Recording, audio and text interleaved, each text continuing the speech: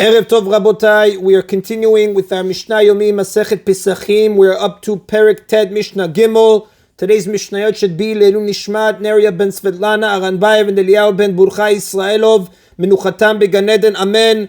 The Mishnah lists the differences between the laws of the first Pesach and the second Pesach. The Mishnah begins, Ma ben Pesach Rishon L'Sheni. How does the first Pesach and its offering differ from the second Pesach and its offering? Harishon asur bebali reu bali matzeh.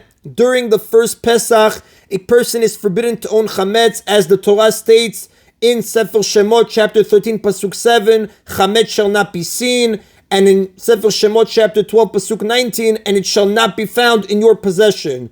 V'hasheni matzah v'chametz imo babayit. But on the second Pesach, he may have both matzah and chametz with him at home, meaning even the person bringing the second Pesach offering may own chametz. Now, based on a verse in Sefer Bamidbar, chapter 9, pasuk 11, the Gemara derives that only those laws involving offering or eating the Pesach offering, for example, that the animal must be a male, unblemished, and in its first year, that applies to the second Pesach offering as well. But the commandments not central to the offering itself, such as the prohibition to own chametz, they do not apply to the second Pesach or its offering.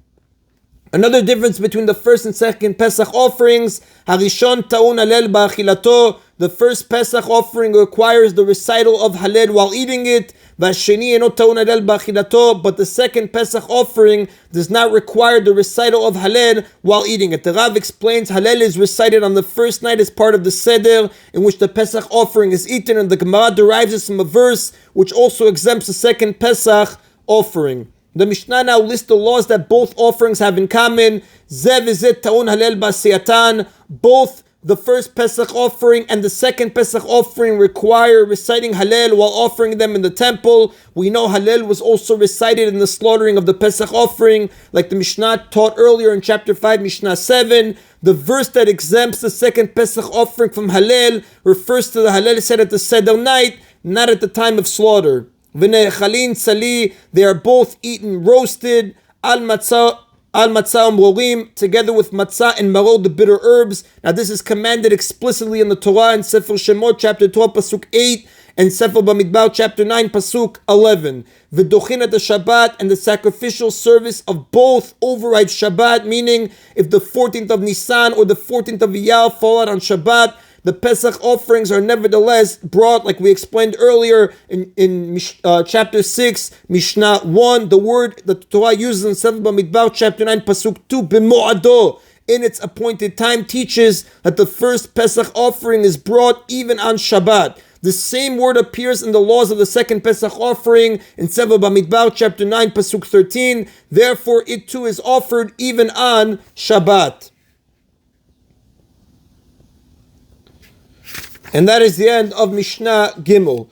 Earlier in chapter 7, Mishnayot 4 and 6, the Mishnah taught that in the event a majority of the community was tameh, on the 14th of Nisan, the Pesach offering is brought and even eaten in a state of tumah. Our Mishnah, Mishnah Daled, explains that not all tameh people are allowed to eat it, only those who have become tameh through a corpse. The Mishnah begins, HaPesach sheba betumah. If the Pesach offering is being brought in a state of tumah because most of the community had become tameh through a corpse, lo yuchlu mimenu zavin v'zavot nidot v'yoldot. Even so, other tameh people, namely zavim, zavot, nidot, and women who have given birth may not eat from it, since their tumah is not from contact with the corpse. Therefore, they are not entitled to the dispensation of offering and eating the Pesach offering in a state of tumah, even when a majority of the nation is tameh to a corpse. Now the commentary is just to explain what is zavim and zavot. We spoke about it earlier in chapter 8, Mishnah 5. A zav is a man who becomes tameh through a series of involuntary bodily emissions. If he experiences these emissions twice on the same day or on 2 consecutive days, he is tameh for 7 days, after which he immerses himself in a natural spring and becomes tahor at night. If he experiences 3 such emissions in the same day or on 3 consecutive days, he must also bring a set of offerings on the day after his immersion to complete his purification. Until these offerings are brought, he may not eat from any sacrificial offerings. A zava, just to explain, when a woman's menstrual flow begins, it's normal for it to continue anywhere from 1 to 7 days.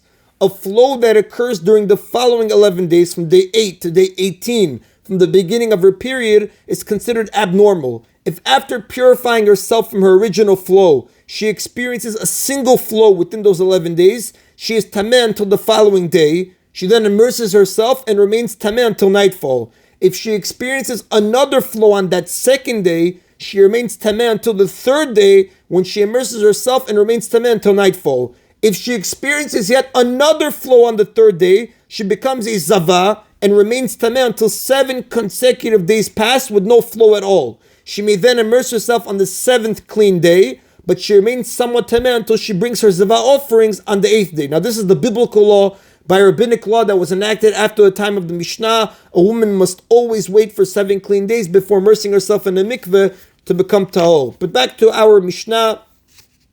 Going through the different cases we brought, we said, Lo yochlu mimenu zavin, zavot, we explain. Nidot, we know, is a woman, a nidah, who has menstruated. She is tameh for 7 days, as the Torah says in Sefer Vayikra, chapter 15, pasuk 19. And on the night following the 7th day, she may immerse herself in a mikveh. On the night following her immersion, the 9th night, she is permitted to eat offerings. Our Mishnah refers to a nidah who has not yet completed her purification process. And we said, Yoldot, a women who have given birth. We know upon childbirth, a woman becomes tameh for 7 days following the birth of a boy, and for 14 days following the birth of a girl.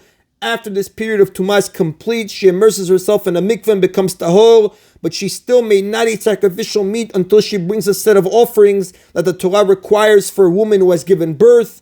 If she gave birth to a boy, she may bring this offering 41 days after giving birth. If she gave birth to a girl, she may bring it 81 days after giving birth, as the Torah mentions in Sefer Vayikra, chapter 12, psukim 1 through 8. Our Mishnah refers to a woman who has not yet brought her offerings.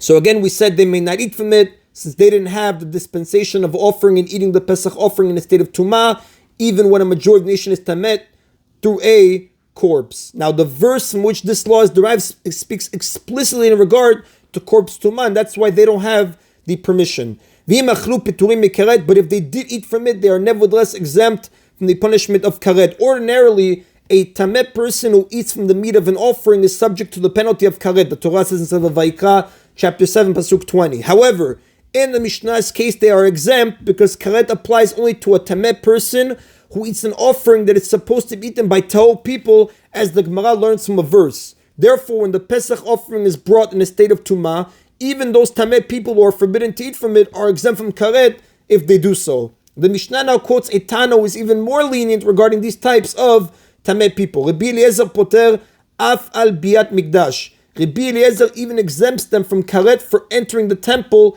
in their state of tumah. Ordinarily, a person who enters the temple while tameh is subject to karet, as the Torah writes in Sefer Bamidbar, chapter 19, pasuk 13. However, Rabbi Eliezer learns from a verse that this penalty applies to other tameh people only when it also applies to people tameh from a corpse. Therefore, when those who are tameh through a corpse are allowed to enter the temple during the time when the Pesach is being slaughtered and offered, the penalty of karet is not in effect for any tameh person. However, the first Tana holds that they are indeed liable to karet for entering the temple while tameh, even when the Pesach offering is brought in a state of tumah, because the first Tana that Rav explains does not agree with Rabbi Eliezer's learning from the pasuk, and therefore does not accept Rabbi Eliezer's leniency.